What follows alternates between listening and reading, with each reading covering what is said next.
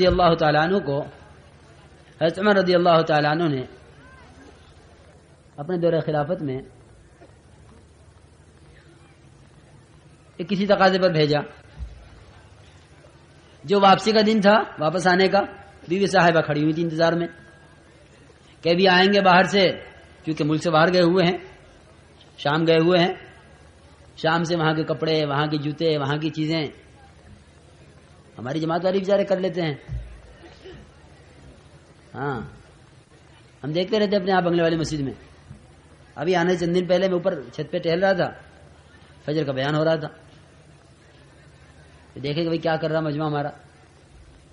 تو ایک آدمی بیچارہ اٹیچی کھولے بیٹھا تھا، اس میں سے کبھی یہ کپڑے نکالے یہ رکھے، کبھی یہ گھڑی نکالے یہ رکھے. کبھی میں نے کہا بھائی یہ تو کیا کر رہا؟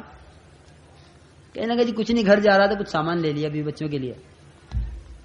بچے کہیں گے اتنے دن میں جماعت میں سے آیا ہے، کچھ لے کر نہیں آیا ہمارے واسطے. کہ بچوں کے لیے سامان دیکھ رہا، بچوں کے لیے کچھ سامان لیا ہے، بیوی کے لیے کپڑا لیا ہے. اس نے صاف صاف بتا دیا. بھیا بڑے بھیا کے لیے گھڑی لی ہے، چھوٹے بھیا کے لیے. روتے پھرتے ہیں کہ جی 500 روپے تو میں نے جماعت میں لگانے تھے، 2000 روپے لے کر آیا تھا، 1500 روپے چوری ہو گئے. کیوں ہو گئے؟ کیونکہ 1500 روپے چوری اس لیے ہو گئے کہ اس کام کے لیے جو ہے لایا ہی نہیں تھا جس کام کے لیے نکلا ہے تو. جس کام کے لیے جو ہے لایا تھا اس کام میں چلے گئے.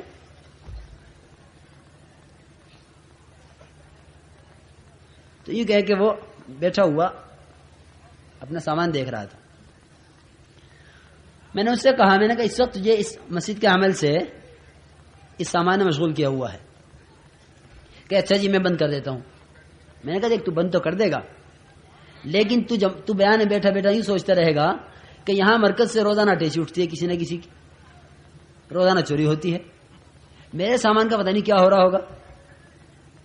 اس کو لے کے مسجد میں بیان میں بیٹھوں تو دائیں بائیں والے تو پھر دیکھ کے اور چور پیدا ہوں گے کہ بھئی یہ جو بغل میں دبا کے بیٹھ رہا ہے ٹیچی کو، کوئی بات ضرور ہے، سامان ضرور ہے اس کے پاس. تو اس سے تو اور چور پیدا ہوں گے. اب میں کیا کروں؟ میں نے اس سے کہا، میں نے کہا تم یہ سامان یہاں چھوڑ کے جاؤ گے تو وہاں بیٹھے بیٹھے سوچو گے کہ میرے سامان کا کیا ہو رہا ہوگا. تو بہرحال عام طور سے جماعتیں ہماری چلتے چلتے کہیں نہ کہیں سے امیر صاحب سے آنکھ بچا کے کام کر لیتی ہیں کہ چلو یہ کر لو. امیر صاحب سے پوچھ لیا، امیر صاحب پیشاب کر آؤ. اب خدا جانے پیشاب بازار میں ہوگا یا کہاں ہوگا. ہنسنے کی بات نہیں میرے دوستوں، پابند ہونے کی بات ہے، پابند ہونے کی. پتہ نہیں کہاں کرے گا پیشاب. تو عرض یہ کر رہا تھا کہ معاذ ابن جبل رضی اللہ تعالی عنہ کو بھیجا ایک تقاضے پر. جب واپسی کا دن ہوا تو بیوی دروازے پر کھڑی ہوئی تھی انتظار میں کہ اب واپس آئیں گے. جب واپس آئے تو بیوی نے کہا کہ خالی ہاتھ چلے آ رہے ہو، وہ تحفے، وہ تحائف، وہ ہدایہ، وہ گفٹ جو باہر سے آنے والے کہاں ہیں؟ وہ جیسے خالی ہاتھ گئے تھے ایسے خالی ہاتھ چلے آئے. ہمارے لیے بھی تو کچھ لے کر آتے. حضرت معاذ ابن جبل رضی اللہ تعالیٰ نے فرمایا کہ میں ضرور تیرے لیے لے کر آتا کچھ، لیکن امیر المؤمنین عمر بن الخطاب رضی اللہ تعالی عنہ نے مجھ پر ایک نگراں مسلط کر دیا تھا. مجھ پر کیا کر دیا تھا بھائی؟ نگرانی کرنے والا مجھ پہ مسلط کر دیا تھا. میں اس کی نگرانی کی وجہ سے تو تیرے لیے کچھ مجھے موقع نہیں ملا لینے کا. کوئی موقع 1 منٹ کا ایسا نہیں ملا جس میں آنکھ چھپا کے اسے اور تیرے لیے چیز لے لیتا. کہا کہ اچھا نگراں لگایا تمہارے اوپر؟ کیا امیر المؤمنین نے تمہیں خائن سمجھا ہے؟ عورت تھی بڑی تیز ان کی بیوی، اور وہ سیدھی حضرت عمر بن الخطاب رضی اللہ عنہ پاس پہنچ گئی اور جا کے کہا امیر المؤمنین معاذ بن جبل میرے شوہر وہ جاتے رہے جناب رسول اللہ صلی اللہ علیہ وسلم کے زمانے میں ہر تقاضے پر، آپ نے کبھی نگراں نہیں لگایا، ہمیشہ ان پر اعتماد کیا ہے اور امین سمجھا ہے. اور پھر ابو بکر صدیق رضی اللہ عنہ کے زمانے میں، خلیفہ اول کے زمانے میں ہمیشہ وہ بھیجتے رہے ان کو، کبھی نگراں نہیں لگایا ان پر. بھائی بات سن رہے دھیان سے نہیں؟ پھر زمانہ آیا آپ کا، کیا آپ نے میرے شوہر کو خائن سمجھا ہے؟ آپ نے میرے شوہر کو خائن سمجھا ہے کہ آپ نے ان پہ نگراں لگا دیا؟ آپ نے نگراں کیوں لگایا ہے معاذ بن جبل پہ؟ حضرت عمر رضی اللہ تعالیٰ نے فرمایا کہ بیوی ہم نے تو ان پہ کوئی نگراں نہیں لگایا، ہم نے تو ان کو تنہا بھیجا ہے، ہم نے تو ان کو تنہا بھیجا ہے، ہم نے ان پہ کوئی نگراں مسلط نہیں کیا. چنانچہ بیوی واپس آ گئی. جب معاذ بن جبل رضی اللہ تعالیٰ عنہ پہنچے حضرت امیر المومنین کی خدمت میں تو یہ فرمایا حضرت عمر رضی اللہ تعالیٰ نے ملتے ہی کہ معاذ یہ کیا قصہ ہے؟ تمہاری بیوی میرے پاس بھی آئی اور تمہاری بیوی نے سارے علاقے میں ہنگامہ کیا ہوا ہے. اس لیے کہ پہلے تو یہ عورتوں کی عادت ہوتی ہے کہ جب ان عورتوں کے شوہر کچھ غلط کر بیٹھتے ہیں تو پہلے تو یہ عورتیں آپس میں ملتی ہیں ایک دوسرے سے کہ دیکھو ہمارے ساتھ یہ کر دیا، ہمارے ساتھ یہ کر دیا. پہلے تو عورتیں عورتوں سے ملتی ہیں، وہ اس کے گھر اس کے گھر اس کے گھر، یعنی یہ روایت کے الفاظ ہیں کہ پہلے وہ سب گھروں میں پھری سب سے اس نے کہا اور پھر پہنچ گئے حضرت عمر رضی اللہ تعالیٰ کے پاس اور جا کے یہ کہا جو کچھ کہا. بہت غصہ ہوئی.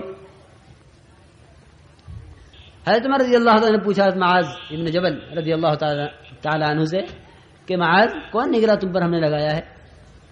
کہ امیر المومنین جب میری بیوی نے مجھ سے یہ کہا کہ میرے لیے کچھ نہیں لائے تو میں تو اس پر اپنے پر نگراں اللہ تعالیٰ کو مراد لے رہا تھا. کس کو مراد لے رہا تھا بھائی؟ اللہ تعالیٰ کو، کہ اللہ مجھ پہ نگراں ہے. اس وجہ سے مجھے پورے سفر میں کوئی منٹ ایسا نہیں ملا کہ بھائی کوئی لمحہ ایسا ہو سکتا ہے جس میں کوئی انسان خدا کی نگرانی سے خارج ہو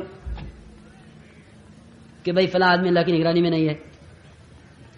تو اگر ہم نکلنے کے زمانے میں اپنے اوپر اللہ تعالیٰ کو پہلے نگراں بنا لیں کہ میری ایک ایک حرکت اب چاہے امیر کے سامنے ہو رہی ہو نہ ہو رہی ہو، چاہے امیر سے زبردستی اجازت لے کے ہو رہی ہو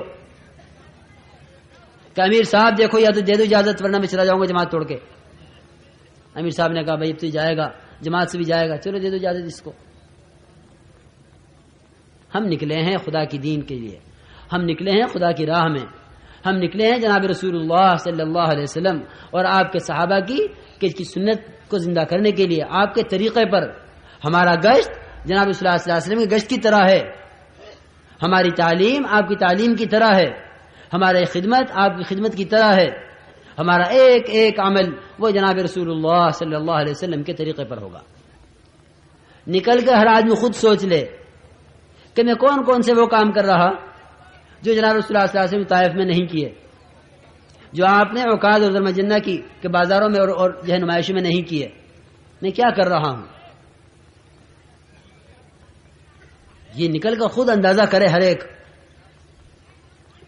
امیر سے جو اجازت لے سکتا ہے اور امیر بیچارہ مجبور ہو کر اجازت دے سکتا ہے، لیکن یہ تو ہر آدمی کو خود سوچنے کی بات ہے کہ میں اللہ کے راستے میں نکلا ہوا ہوں، آیا یہ کام میرے کرنے کا ہے یا نہیں ہے. پھر جتنا اپنے آپ کو پابند کریں گے اتنا کرنے کے کاموں میں دل لگے گا، اتنا کرنے کے کاموں میں ہمارا دل لگے گا کہ کیا کام کرنے کا ہے کیا کام کرنے کا نہیں ہے، کیا کام کرنے کا ہے کیا کام کرنے کا نہیں ہے. ہمارا دل لگے گا اس میں، ہمیں جو ہماری سمجھ میں آئے گا کہ دیکھو یہ کام کرنے کا نہیں ہے. تو واقعی واضح طور پہ نظر آتا ہے کہ جماعت کا کوئی آدمی جماعت میں کوئی کام جماعت کے علاوہ کر لیتا ہے تو غیر بھی محسوس کر لیتے ہیں کہ یہ آدمی جماعت میں ہوتے ہوئے یہ کام کر رہا ہے. ارے تم نے جماعت میں ایسا کر لیا، کیونکہ صاف پتہ چل رہا ہے کہ یہ آدمی اس وقت جناب رسول اللہ صلی اللہ علیہ وسلم کے طریقے پر اور آپ کے مزاج پر اور آپ کے طریقہ دعوت پر دعوت دینے کے لیے نکلا ہوا ہے. صاف پتہ چل رہا ہے. تو یہ کہ اس میں لا یعنی باتوں سے، لا یعنی کاموں سے، لا یعنی کسے کہتے ہیں؟ کیونکہ لا یعنی اسے کہتے ہیں، لا یعنی اس کو کہتے ہیں جو اس وقت کے کرنے کا کام نہیں ہے، وہی لا یعنی ہے، وہی لا یعنی ہے جو کرنے کا نہیں ہے۔ جس کام کو کرنے کے لیے نکلے ہیں وہ کرنے کا ہے، جس کو کرنے کے لیے نہیں نکلے ہیں وہ کرنے کا نہیں ہے۔ آدمی بازار میں جاتا ہے، آپ کسی مریض کو، کسی کو خدا نہ کرے ہارٹ اٹیک ہو جائے، ہارٹ اٹیک کسی کو ہو جائے اور اس کو اٹھا کر اسپتال لے جا رہے ہوں، اس درمیان میں کسی کو خیال بھی آ سکتا ہے کہ تھوڑی دیر بازار میں ہوتی چلے، ذرا سے اس ہوٹل میں ہوتے چلے، ذرا یہ کپڑا دیکھتے چلو، ذرا اس دکان میں جھانکتے چلو، ذرا یہ پارک آ گیا اس میں ٹہلتے چلو تھوڑی دیر۔ ایک آدمی کی جان بھی بنی ہوئی ہے، اماں کا، ابا کا، بھائی کا، چچا کا، خالو کا، تائے کا، جتنے بھی گھر میں ہیں سب کے رخ اسپتال کی طرف، جلدی دوڑو، کیا ہوا کہ فلاں صاحب کو اٹیک ہو گیا۔ ہم سب مریض ہیں، اور جسم کا مرض وہ تو موت تک چلے گا، موت کے بعد ہر ڈاکٹر چھوڑ کے الگ ہو جائے گا، لیکن جو روحانی امراض ہیں، یہ روحانی امراض ہمیشہ ہمیش کے لیے ہیں، یاد رکھو۔ جسمانی امراض وقتی ہیں، روحانی امراض دائمی ہیں، روحانی امراض دائمی ہیں۔ یہ حسد، یہ کینہ، یہ بغض و عداوت، یہ مال کی محبت، یہ نماز نہ پڑھنا، یہ روزہ نہ رکھنا، یہ اعمال صالحہ نہ کرنا، یہ غبن اور یہ خیانت، کیونکہ یہ جتنے امراض ہیں یہ امراض دائمی ہیں، یعنی جس طرح یہ امراض دنیا میں ہمیں تکلیف نہیں پہنچا رہے لیکن آخرت میں ہمیشہ کے لیے تکلیفیں پہنچائیں گے۔ تو کیا ممکن ہے یہ کہ بھئی کسی آدمی کو لے جا رہے ہیں اسپتال اور آدمی کسی اور کام میں لگ جائے؟ ہمیں ہر ایک بیمار ہے، ہر ایک اپنی اصلاح کے لیے، ہر ایک اپنے آپ کو اعمال کے اعتبار سے صحت مند کرنے کے لیے، ہر ایک اپنے اندر کو ٹھیک کرنے کے لیے نکلا ہوا ہے۔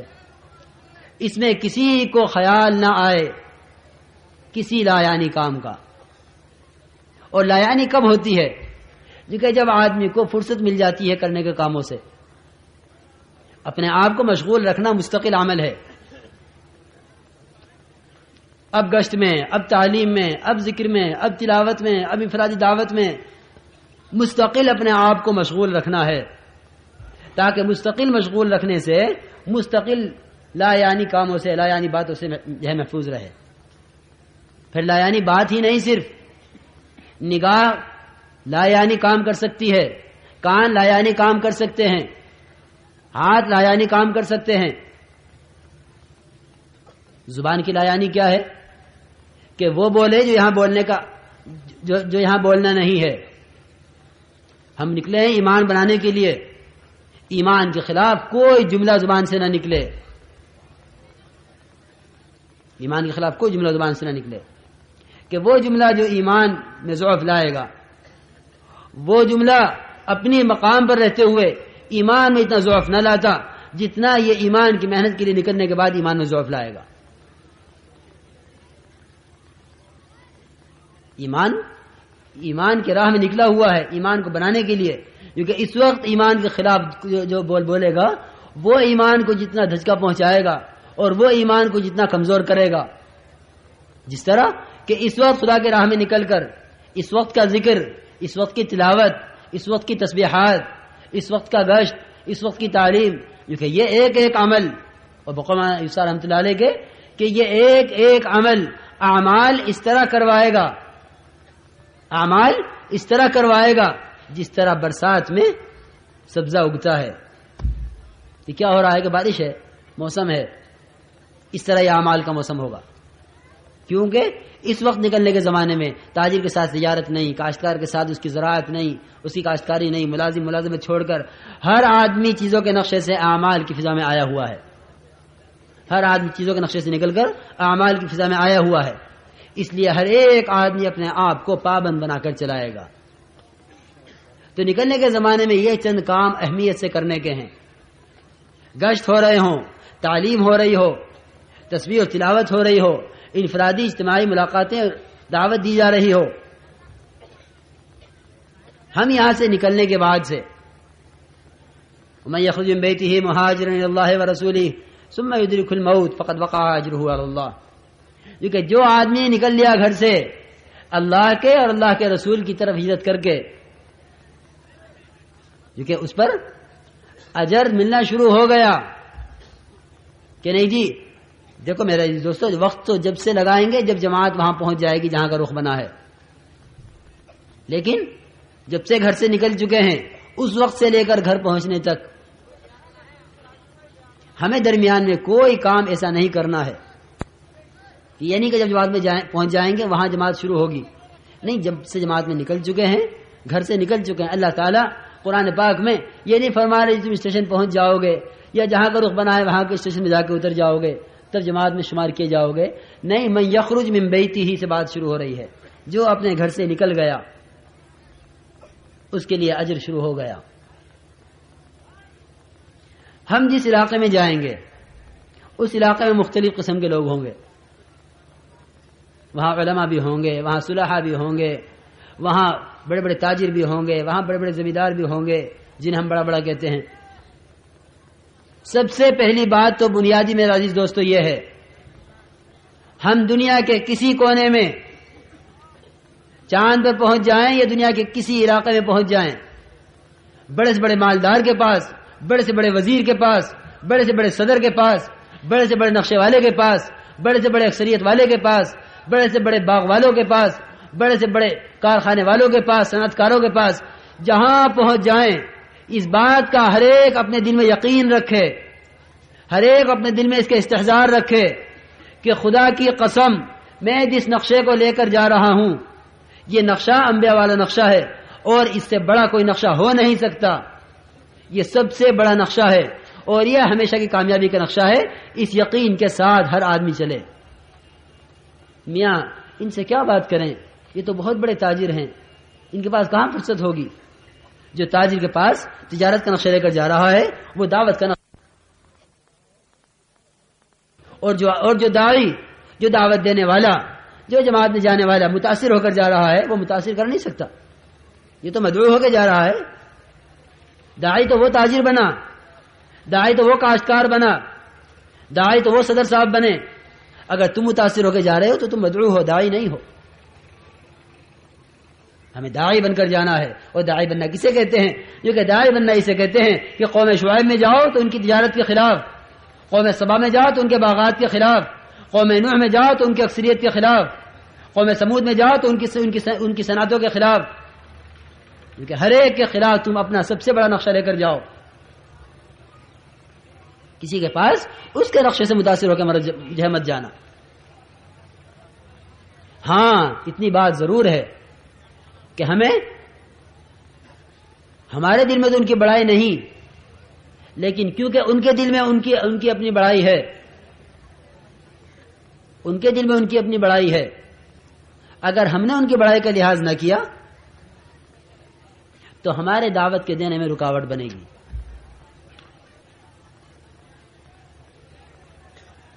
وہ ان کے دل میں جو ان کی اپنی بڑائی ہے، ہم دعوت دینے میں ذرا نیچے نہیں اتریں گے کہ نہیں جی ان سے تو صرف 3 دن کی بات کرو، اس سے زیادہ بات نہ کرنا ان سے۔ یاد رکھو گشتوں میں 3 چلے کی کھل کر دعوت دینی ہے۔ اگر اللہ اور اللہ کے رسول کا تعصب ڈال رہے ہو، اگر اپنی ذات کا تعصب ڈالنے گئے ہو تو اپنی ذات کے اس پہ تعصب ڈالو گے، اس کو سوچو کہ بھائی ان کو تو 3 دن کے لیے کہہ دینا ہی کافی ہے، اور یوں سوچو گے کہ جو آدمی بالکل فارغ ہوگا گھر سے، جس کے آگے پیچھے کوئی نہ ہو، جس کا کوئی کمائی دھندا ہو، کچھ نہ ہو، اس کو جا کے دعوت دے سکیں گے 3 چلے کی، لیکن اتنے مشغول آدمی سے ہم 3 چلے کیسے کہہ سکتے ہیں؟ اور یہ بھی خیال نہ کرنا کہ میرے تو 3 چلے لگے نہیں، میں کسی سے کیسے کہہ سکتا ہوں۔ عام طور پہ سننے میں ملے گی بات، عام طور سے لِمَ تَقُولُونَ مَا لَا تَفْعَلُونَ لِمَ تَقُولُونَ مَا لَا تَفْعَلُونَ لِمَ تَقُولُونَ مَا لَا تَفْعَلُونَ، کہ جس کام کو تم کرتے نہیں اسے کہتے کیوں ہو؟ یہی آیت کا مطلب ہے، یہی آیت کا مطلب ہے بھائی کہ جس کام کو کرتے نہیں اسے کہو بھی مت، یہ مطلب نہیں ہے۔ لِمَ تَقُولُونَ مَا لَا تَفْعَلُونَ، اس وقت اس بات کو کہتے کیوں تھے جس کو اب کرتے نہیں ہو؟ ہم یوں جہاد کریں گے، ہم یوں خدا کی راہ میں جو قربان ہوں گے، ہم یوں جانیں لٹائیں گے. اب جب وقت آیا جہاد کا، اب جو خدا کی طرف سے جہاد فرض ہوا اور اللہ کی راہ میں نکلنا طے کیا گیا، حکم آیا، تو اب نکلتے نہیں ہو. لما تقولون ما لا تفعلون، اس بات کو کرنے کو کہتے کیوں تھے اس وقت جس کو اب کر نہیں رہے ہو. اس لیے میرے عزیز دوستو بزرگوں، ہمیں کہنا ہے اور کہتے کہتے ہی کرنا آئے گا. ہم دعوت دینے میں نیچے نہیں اترنا ہے، بلکہ دعوت دینی ہے جم کر. ایک ایک آدمی طے کر لے انشاءاللہ کہ ہمیں اللہ کی راہ میں نکل کر 3 چلوں کی دعوت دینی ہے جم کر. گشتوں میں، تعلیم میں، خدمت میں، ہر عمل میں اپنے آپ کو لگانا ہے. تو جب ہم کسی علاقے میں جائیں گے، اول تو ہمارے جانے کی کیا صفت ہو. ہمارے بھائی بیٹھ جاؤ بھائی میرے دوستو، اللہ تمہیں جزائے خیر دے. یہی عرض کر رہا ہوں کہ اس راستے مشقتیں آتی ہیں، خبر نہیں اس وقت کی گرمی کا برداشت کرنا اللہ تعالیٰ آخرت میں کیا کیا راحت عطا فرمائے گا، اور کن کن بڑی بڑی گرمیوں سے. قل نار جہنم اشد حرا، کہ جہنم کی آگ وہاں کی گرمی بڑی سخت ہے. حشر کی گرمی بڑی سخت ہے، وہاں 1 میل پر ہوگا سورج، یہاں تو کروڑوں میل پر ہے. اس لیے بیٹھ جاؤ ہمت کر کے، دھیان سے بات سنتے رہو. تو یہ کہیں کہ ہم یہاں سے نکلیں گے اپنے آپ کو پابند بنا کر، ہمارا ایک ایک عمل دعوت بنے گا. اگر جماعت ہنستی ہوئی بھی جا رہی ہے تو یہ کہ ہمارا ہنسنا بھی دعوت بنے گا، اور اگر جماعت ذکر کرتی ہوئی جا رہی ہے تو ہمارا ذکر دعوت بنے گا. اب یہ خود سوچ لو کہ ہم ذکر کو دعوت بنانے کے لیے نکلے ہیں، ذکر کی طرف امت کو لانے کے لیے نکلے ہیں، یا ہم امت کو کہ جس طرح ہنس رہے ہو ہنستے رہو اس لیے نکلے ہیں. نکلتے ہی ایک ایک عمل ہمارا دعوت بننا شروع ہو جائے گا. ہم اسٹیشن پہ ہیں، ہم ٹرین میں ہیں، ہم بس میں ہیں، ہم اڈے پر ہیں، ہم کسی مسجد کے باہر ہیں، ہم کسی بازار میں ہیں، ہمارا ہر جگہ کا ہر عمل دعوت بنے گا. بقمان صاحب رحمۃ اللہ علیہ کے اگر یہ جماعت والے کچھ بھی نہ کریں، یہ خاموشی سے جائیں اور واپس آ جائیں جماعت میں سے، ان کا یہ عمل بھی دعوت بنے گا، ان کا یہ عمل بھی دعوت بنے گا.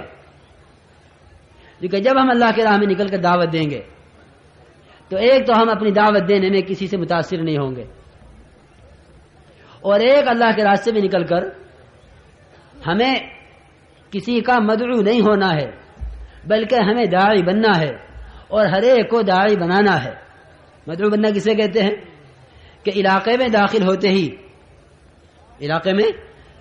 ہی اگر اپنا کھانے کا انتظام کر لیا تو داعی بن گئے، اور اگر اپنا کھانے کا انتظام نہیں کیا تو کیا بنے بھائی؟ جو کہ مدعو بن گئے. کوئی بھی آئے گا کہ میاں جماعت آئی ہے، بظاہر کھانے پینے کا انتظام ان کے پاس نہیں ہے، تو چلو ان کے کھانے کا انتظام کرو. اور جس نے تم پر پہلے حملہ کر دیا وہی کامیاب ہو گیا، اور جس پر تم پہلے چھا گئے تم کامیاب ہو گئے. سب سے پہلے جاتی ہماری دعوت ہوگی کہ بتاؤ 3 چلے کے لیے کون تیار ہے، بتاؤ ہمارا ساتھ دینے کے لیے کون تیار ہے. جناب رسول اللہ صلی اللہ علیہ وسلم کے گشت میں سب سے پہلی بات کہ میری مدد کون کرے گا، یہ نہیں مجھے کون کھلائے گا، مجھے کون پلائے گا، ہماری دعوت کون کرے گا. میں یؤمنی، ہمیں ٹھکانہ کون دے گا، یعنی ہمیں آج ہم یوں کہیں کہ ہمیں ملاقاتیں کون کروائے گا، ہمیں مسجد میں رہ کر ہمارے ساتھ ان تقاضوں کو کون پورا کروائے گا.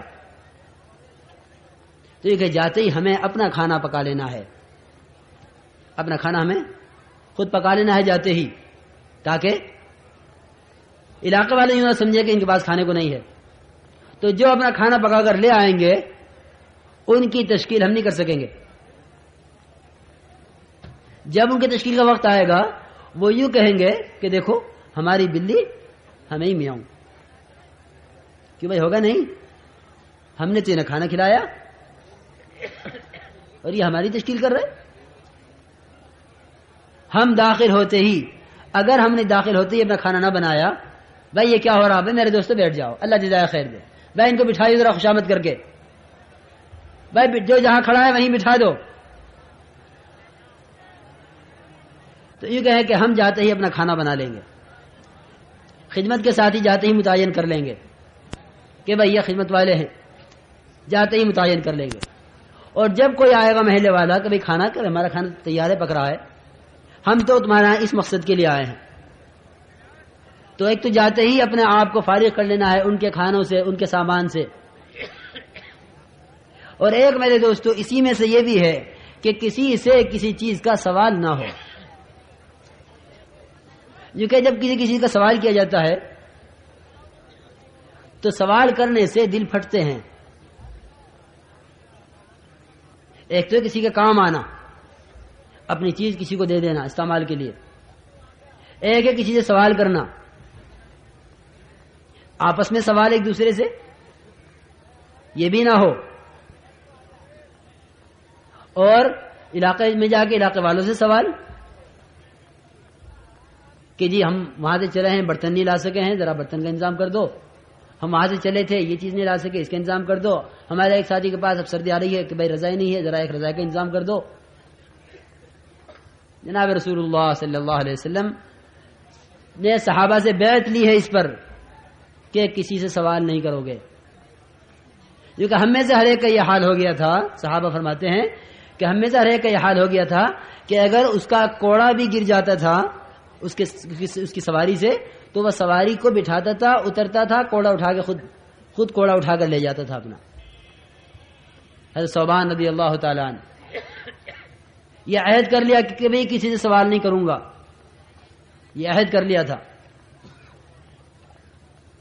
یہ عہد کر لیا تھا کسی سے کبھی سوال نہیں کروں گا، کیونکہ اس عہد پر کوڑا ان کا گرتا تھا اور چلتے چلتے سواری کے اوپر بیٹھے ہوئے ہوتے تھے، کوڑا گرا تو نیچے کسی کے مونڈے پر گرا، کوڑا کسی کے مونڈے پر گرا، کہا کہ رہنے دو، میں نہیں کہتا کہ اٹھا کر دو، خود سواری سے اترتے تھے اور آ کر اس کے مونڈے سے کوڑا اٹھاتے تھے.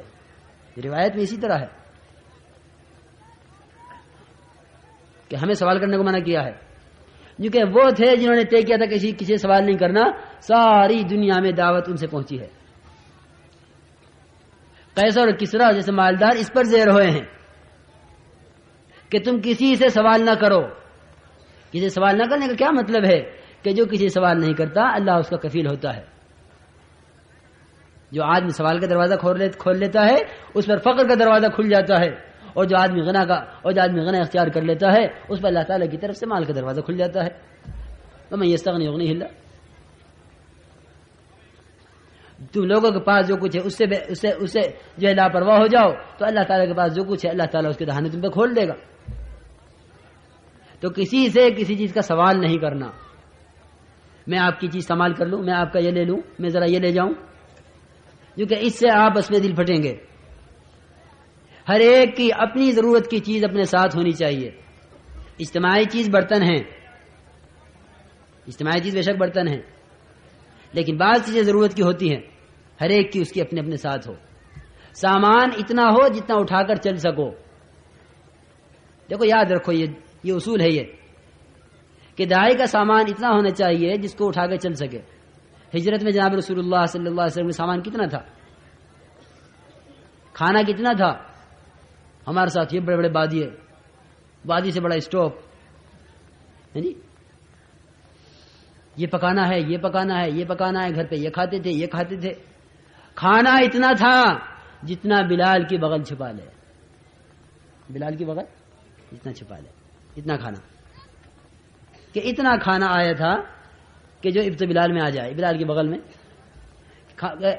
کتنا آ سکتا ہے، کیونکہ بغل میں نہ آگے سے دکھائی دے نہ پیچھے سے دکھلائی دے کہ یہ آج بغل میں چیز چھپا کے کہاں لے جا رہا ہے، تو بغل میں کتنا آ سکتا ہے. کیونکہ 2-4 روٹی اور لپیٹ کے بغل میں چھپا لی جائے تو ممکن ہے کہ نظر نہ آئے. ہمارے ساتھ ہوگا یہ کھانا، ہمیں دور سے نظر آئے گا کتنا بڑا بادیہ ہے. اور پھر یہ کہ جتنے تکلفات کے کھانے پکائیں گے اللہ کے راستے میں نکل کر ہمارا کام اتنا مشکل ہو جائے گا.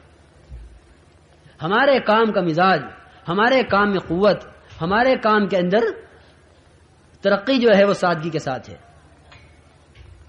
ہم صرف نماز بنانے کے لیے نہیں نکلے ہیں، ہم صرف کلمہ بنانے کے لیے نہیں نکلے ہیں.